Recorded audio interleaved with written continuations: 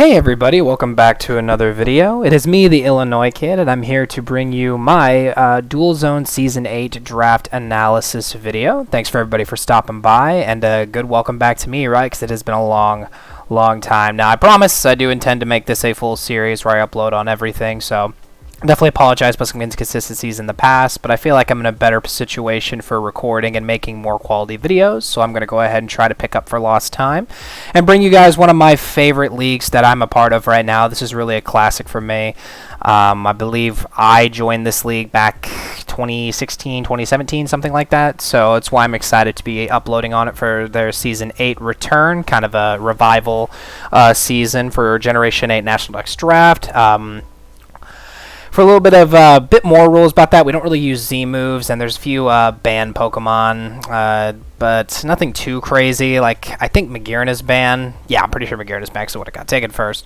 But just other than that, basically just Ubers are banned, and this is a 16-person draft too, so it's going to get very interesting, and I'm going to be doing a full breakdown of the team. It's going to be a bit longer of a video, me talking about more so synergies and what I intend to use the mons for versus just to meet the team where I talk about base stats and what coverage they get, because I feel like anybody that watching knows that video. So strap in for a fun one. This is going to be a good return to Draft League for me anyway. I've taken a long break from it, and it's just happy to be back. We ended up having the 15th pick. There was English there. There was a rough point system basis. I think we got about like 110. We drafted a good while back, so I can't quite remember. Making up for lost time here. But we ended up having a certain amount of points to work with, just purely points draft. You know, the classic 19 through 1 type of thing. There was only like 4 19 points. It was like Dragapult, Mew, Landorus Eye. And then there was one more. What else was there? Landorus. Oh, actually, just 3, actually. It was Dragapult, Landorus, and Mew. I was picking at 15, though. Definitely not going to get anything like that. So I knew I had to make sure that the value hit, and that I drafted a Mon that was going to get me pretty ready for the future, as in, like, the rest of the draft. So I didn't want to draft something too terribly one-dimensional, but I also wanted to make sure that I drafted one of the better Mons and get something that is worthy of my position. So when it fell to me and the draft came, I could have drafted Tapu Lele, but that's kind of why I didn't. I feel like Lele is a very good Pokemon for sure, but I also think that it's extremely one-dimensional. And whereas it is scary and does that one thing well, I definitely want something that's going to carry me throughout the season, sort of a captain, if you will, something that I'm going to be able to run in multiple different ways going forward. And I thought that at my position, Garchomp is actually really good for that. I know I just saw it there. I probably could have just clicked on it. But there is Garchomp for you. Very excited to be using this thing again. It has been a long time since I have. I also had not used it since the Scale Shot buff, so I'm pretty excited to be going in with that. I intend to focus around Garchomp's strengths, which I generally find to be in its offensive traits. I also want to create enough of a team synergy where I am able to justify bringing Tank Chomp. But I also really be wanting to use, you know, choice sets, Swords Dance, really good subsets, a lot of good openings for this Mon, and what it gives me is something early to pressure steals, which is a really common defensive typing, and it gives me a really nice speed tier for a dragon. Being above base 100 is going to be really nice for not only Scarf Chomp, but that Scale Shot set I was talking about earlier. Being able to outspeed a lot of dragons after a Dragon Dance and then proceeding to one-shot them with Dragon Stab or maybe other coverage. So I'm really excited to be building this team around Garchomp, and we'll see what I can do with the rest of this draft. For this next few picks, I definitely wanted to centralize around Garchomp's weaknesses. Definitely want something that can come in against a Fairy type pretty soon. Definitely going to want things that pose other dragons, because there are going to be times where I don't necessarily want to run Scarf, so maybe I want to bring like a good way to either switch into those or deal with other fast dragons. This also isn't the fastest dragon in the metagame. There is things like Dragapult, you know, Noivern running around, so I want something for those. And in general, I just want to start building a really good offensive core around what this thing can hit, which is really mainly just really defensive grass types, I guess. So that's kind of what we were going to focus on the rest of this draft. I don't necessarily counterpart that with synergy right away, but I love the value of this. I end up getting second pick Weavile because I was at the top of the second round. And I absolutely love this thing since the buffs. I mean, Triple Axle Weavile has been one of my most successful mods of this generation. I'm so into using this thing again.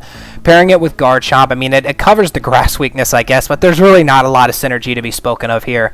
This is just two really good starting mods to go with. Weavile's an elite speed tier, gives me 2 Swords Dance, I guess, so it gives me a lot of setup to start off with, gives me a lot of offense, especially on the physical side. It also gives me priority, Weavile does. So just two kind of mons. I don't necessarily see the synergy between them, but I'm excited to use them nonetheless together, and I think I can build teams around their weaknesses pretty well. We pretty much do that effective immediately as well with this next pick. I'm going to be getting more into the analysis as the picks go down when I start to build a bit more synergy. Like, for instance, Raikou here. There was a big, bulky water weakness with my first 2 mons, so it's really nice to get something to absolutely demolish opposing water. Which is going to be so nice. Another thing that Raikou gives me is a really good start to initiative. It also just gives me excellent speed tiers right off the bat. 125, 115, 102. I'm good for the rest of the draft.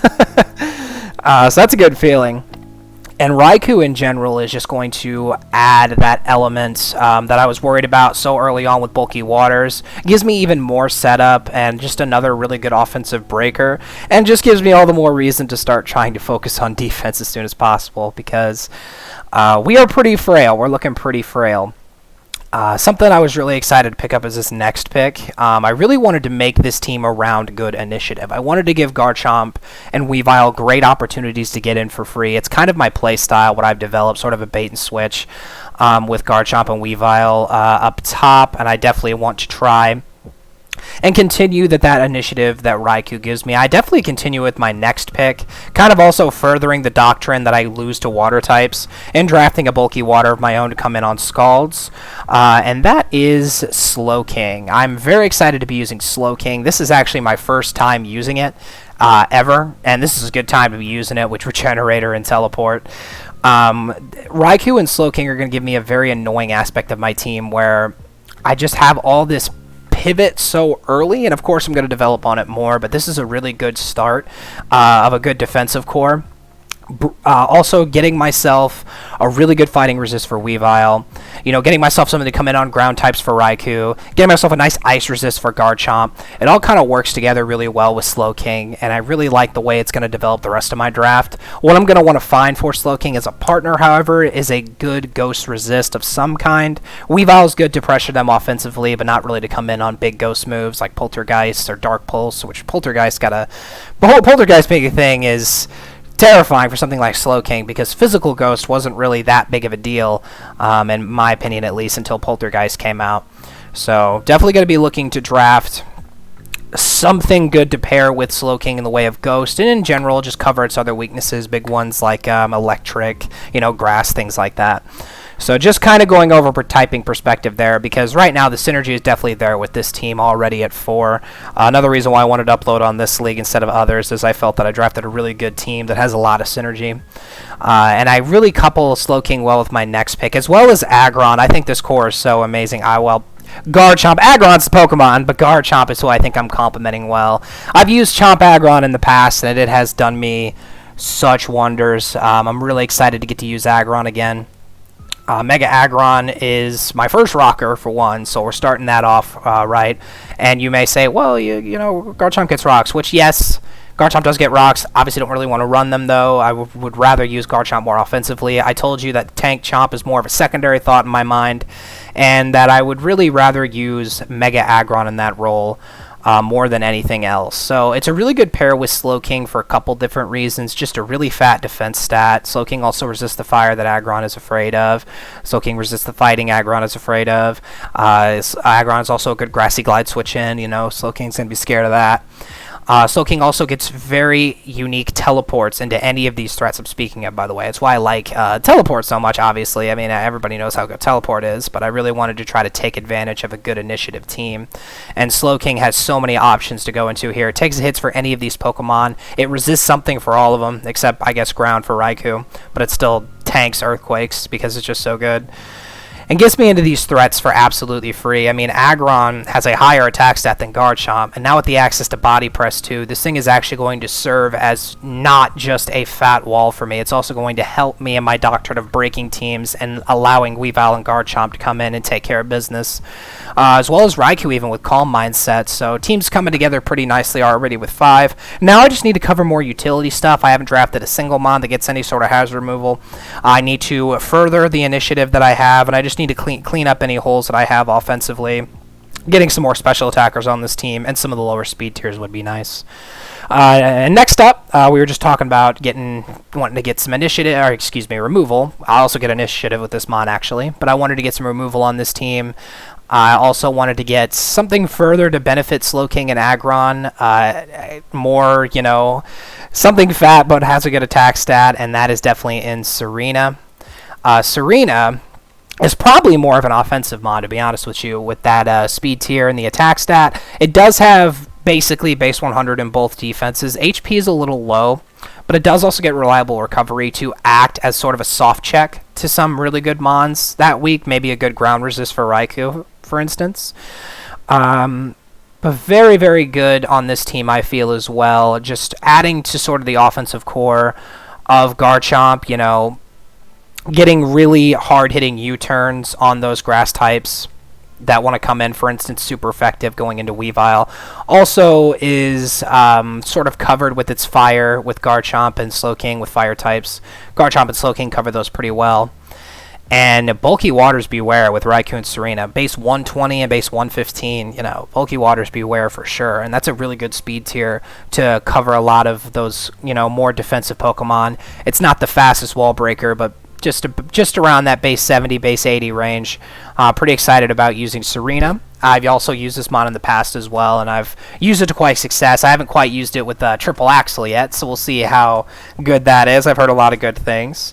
And I'm mainly just excited to be using Serena for the exact playstyle that I kind of, going to appreciate. I said it a couple times now.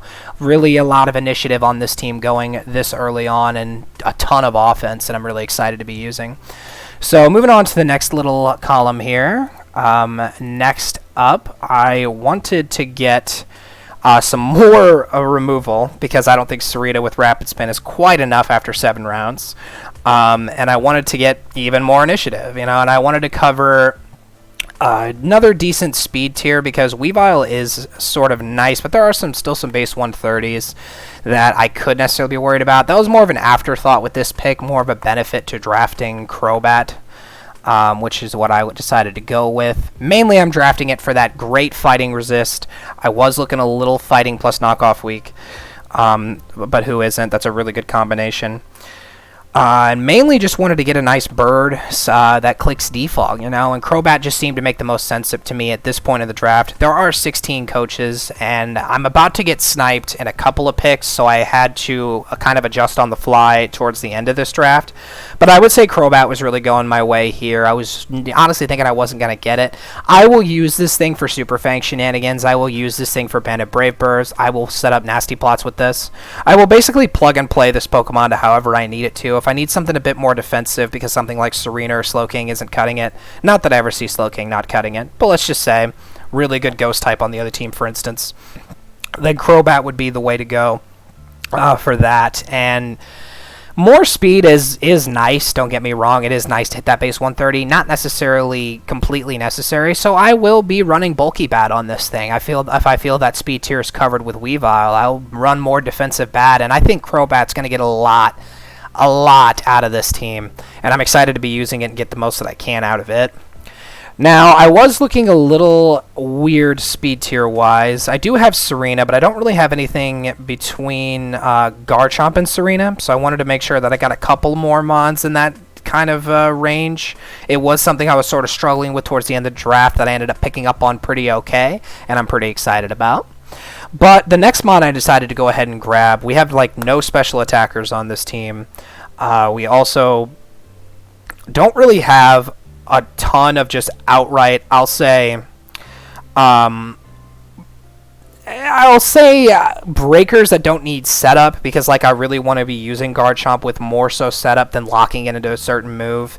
Weavile sort of the same way. You probably want to run Boots more. We do have Serena to run Band pretty comfortably, but I definitely wanted something else to break at around a speed tier under Garchomp, or between Garchomp and Serena. And I felt that came in the way of Chandelure. We definitely didn't have a fire type yet. But we also didn't have our ghost type, so this is a good spin blocker for us if we ever want to go down, if we wanted to go down the hazard spamming route later, which, spoiler alert, we didn't. We didn't end up picking up a spiker, but it was definitely a thought during the draft. I like to go over my thought processes, not just after, but during the draft. But mainly for the other stuff I said, just being a base 80 speed tier, being a good fairy resist for the likes of Garchomp, also helping pressure ghost types, fatter ghost types that want to spam Poltergeist and Shadow Ball against me. This is going to be great for them. This is also good for opposing Psychics. Slowking can get a slower teleport out on them and then come into Chandelure and start putting in work. So that's sort of how I envision to use Chandelure. I don't want to get caught using Boots a lot. If I have to, I have to. But in general, I'd rather be running like Subcalm Mine and Specs Fire Blast, even Scarf on this thing for an endgame sweep. So that's what I intend to use Chandelure for, and I really hope that I can use it effectively in that sense. We're starting to round out the end of my team now. I ended up getting the whole 12 mons. We were able to draft 10 to 12. I got 12. And I was trying to decide how I wanted to go ahead and end this draft.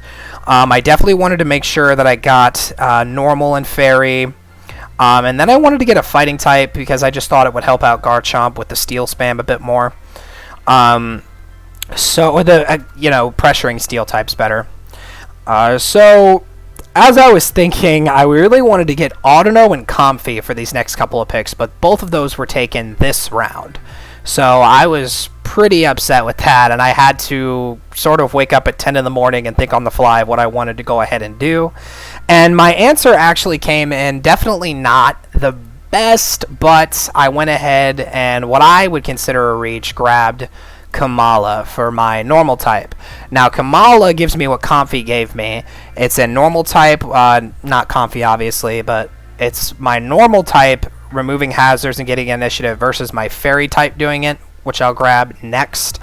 But I felt that normal was really important to go ahead and grab something to give Slowking to, and Kamala does have bad defenses in general. It does look a lot better with an Assault Vest, at least with like Shadow Ball spam.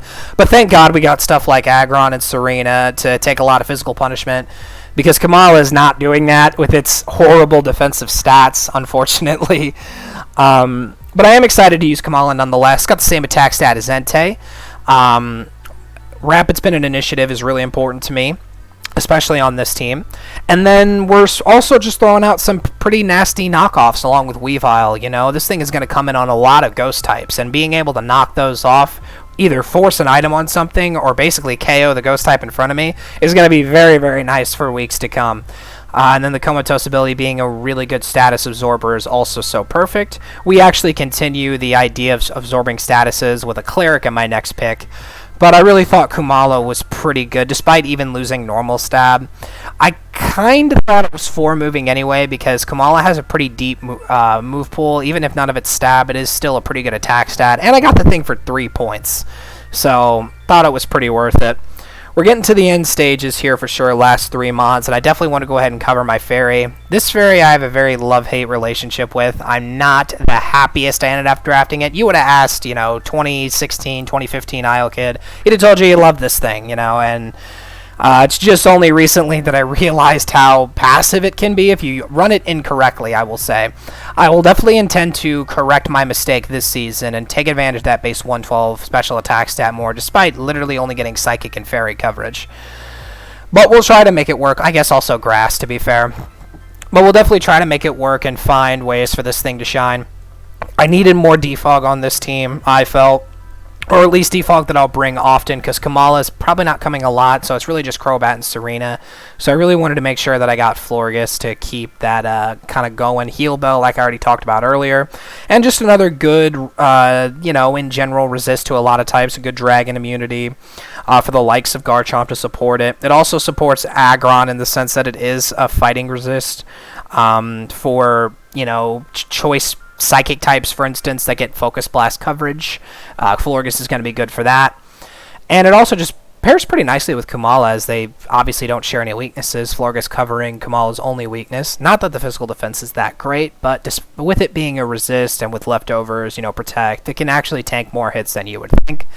So that's Florgus' sort of role on this team, I guess, is just to support the defense that I already have. Definitely not a frontline staple by any means, although I do feel I overpaid for it at 8 points, but Florgus is pretty good for that, so as long as it's not the centerpiece, of my defensive core, I think I'll be able to make it work.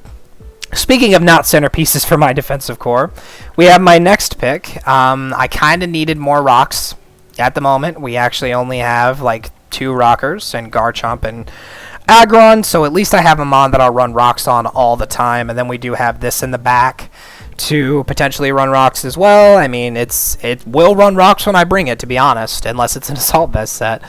But I don't have the highest opinion of Armaldo. It's definitely the worst mon on my team, but I do respect the attack stats. I do respect the ability of it to help me break through some fat psychics, which could have been a problem for weeks I don't feel Chandelure has a good matchup, for instance, or if they just keep switching out against Weavile, maybe I have that other thing to pressure it and force off big stone edges. This thing could also help me against some flying types, I suppose, but base 100 with base 75 HP isn't the tank you wish it was. It's just with this type distribution too, like Serena being a pure grass, I trust it more as a physical wall than I would trust this, for instance. But I can probably make it work okay.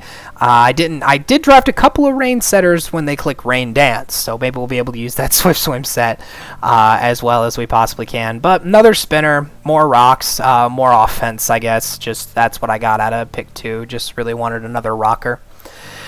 And we'll actually end the draft with sort of a wild card pick, in my opinion. I actually had about 7 points left at this point, and I still don't have my fighting type. Now, I about grabbed Machamp, but one of my front office guys, JV, love that guy so much, he actually kind of made a sort of a choke suggestion, I guess, that I actually really digged and I really liked. And that would be Toxicroak. Now, you might say, whoa, kid, hold on, pause, hit the brakes. You already got a poison type. Well, Crobat is a fake-ass poison type.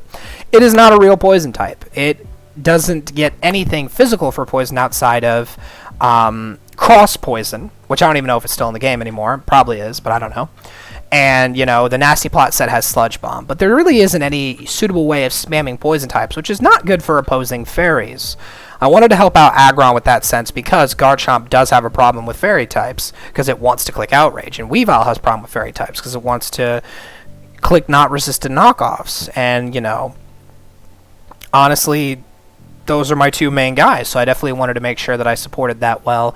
Toxicroak was also the last fighting type available with the speed tier I was looking for at base 85 because, like I said, having something between Chandelure and Garchomp is extremely important. So as long as I can utilize Rano, here's what I'm going to nickname it, as long as I can utilize Toxicroak here and I can utilize that speed tier enough on enough weeks, consider it enough of a threat, opponents will prep for it, and they won't run Adamant and Modest with their Darmanitans, which I'm definitely afraid of. But yeah, that's actually just the team. I guess I thought it was going to be a lot longer than expected, but here she is ready to go. I will be actually getting off this here and kind of getting ready to upload week 1 already. I kind of already got it done. We're going a bit behind here, but this is going to be my team for Dual Zone Season 8. I definitely appreciate you for tuning in.